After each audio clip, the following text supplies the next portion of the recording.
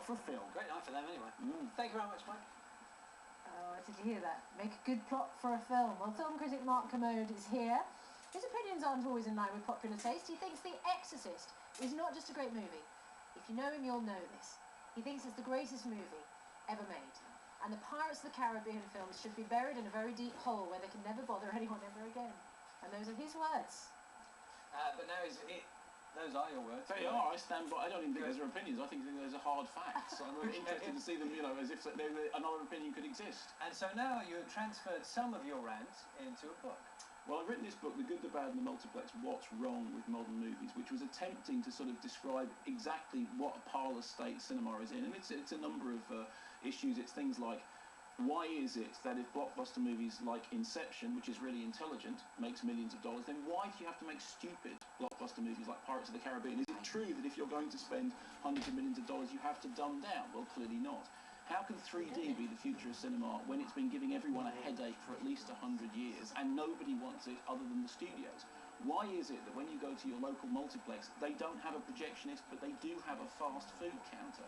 And I think from my point of view, most importantly, what is the role of the film critic in a world in which Sex and the City 2 was a massive hit? Well, have you got an answer to that last one? Yeah, I mean, what is the role? The role of a film critic is to be a film critic. I mean, the funny thing is, studios often say to you, oh, film critics killed our film. They wrote I wrote some terrible reviews of Transformers 3 and all deserved bad reviews, incidentally, and Sex and the City 2. People say, oh, well, obviously you damaged the film. Patently not true. It is the case that audiences don't go and see films because of what critics say. A couple of years ago, there was a YouGov poll that said two things.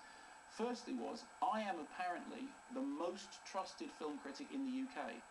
The percentage of people that trust me is less than 2. That tells you everything you need to know about film critics. No one trusts them. Well, it doesn't say very much about any of the other film critics in the UK, does it? Well, we're all in the same area. In the end, what we do is we watch films. I mean, I think there are things that you can do properly in terms of film criticism. You need to describe the film adequately and accurately. You need to contextualise it in terms of what other films it might be related to. You need to analyse whether it does what it does well on its own terms. And you should do it in a way which is entertaining and, I think, at its very best, you know, humorous and engaging and funny. Now, I don't say for 1 minute that all my reviews do that, but that's what you should be aiming towards. But that's to do with creating a review. That's nothing to do with affecting the film's box office. I mean, if I really wanted to affect the box office of Sex and the City 2, I would have not spoken about it. I went on about it for 10 minutes on the BBC because it made me really angry, but I wasn't doing it to affect the box office. It was just having sat through it, I really needed to get that anger off my chest. Can I ask about Pirates of the Caribbean? Yes. Which you mentioned quite a bit. Yes.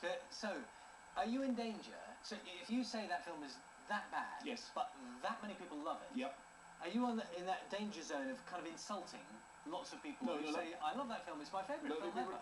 Where's the line there? Snob? Yes, but let me be very clear about this. Firstly, if you're a critic and you have never been called a snob or an elitist, then you are not a critic, you are a showbiz correspondent. It's a different thing. As far as Pirates of the Caribbean 3, which is the subject of a lot of my ire is concerned, people say, well, look, that film took hundreds of millions of dollars, therefore you must be wrong, people must love it. No, it just means people paid to see it. My feeling about it is it took hundreds of millions of dollars from people who didn't enjoy it. If you want to know whether people actually enjoyed that film, get them to pay on the way out. There was a Richard E. Grant movie about 10-15 years ago called Jack and Sarah, in which the distributors actually did a money-back guarantee. Love this film or we'll give you your money back. If they had done that with Pirates of the Caribbean 3, it wouldn't have taken quite so much money. Everyone paid to see it, but everyone was just used to this level. We've all got to the point of thinking, this is what blockbusters are like. They're just long and boring and stupid, and we can't do anything about it. Then along comes Inception and goes, you know what? Actually, multiplex audiences are smart. They can keep up with complex narratives. They can keep up with properly written stories. We don't have to be treated like cattle. Tell us about the... what was that? I was just illustrating how big the popcorn jars I are. was going to say. That's another thing. Well, you see, I don't do popcorn. Because popcorn is the noisiest substance. And Barry Norman used to say this. Why? It's like somebody sat down and thought, what's the noisiest thing we can have in cinemas? Also, here's the other thing about popcorn no one talks about. Cinemas are now undermanned, right? You don't have ushers directing people to seats or the rest of it. One of the reasons for that is not simply because multiplexes aren't employing enough ushers. The ushers are spending all their time clearing up the spilled popcorn between screens. I had an email from an usher saying, you want ushers to do their job? Take your litter home with you.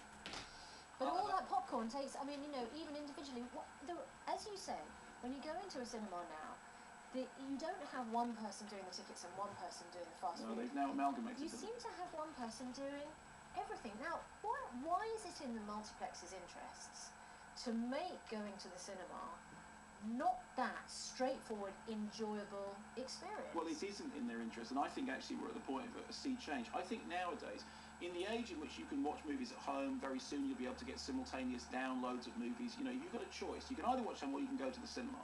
What's going to happen, in my opinion, is independent cinemas, cinemas that are properly run, cinemas that understand the art of projection, cinemas that still think of cinema as a theatrical performance, not a showing, but a performance of a film, they will keep their audiences.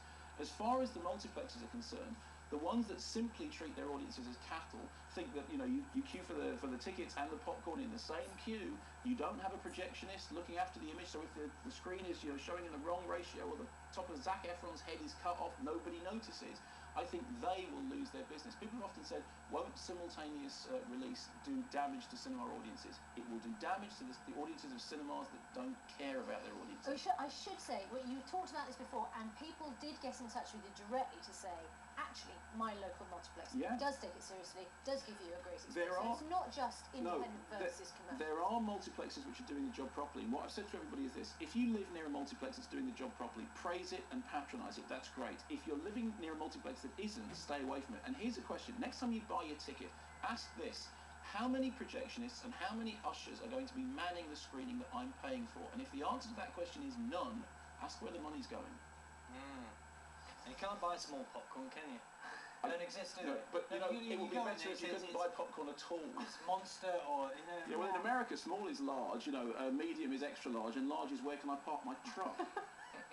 Well, thanks very much indeed. The book, The Good, the Bad, and the Multiplex is out now. Thank you very much. Thank you. Let's have a look at the weather now. Matt's there for us today. Thank you, Charlie. Well, hopefully this morning the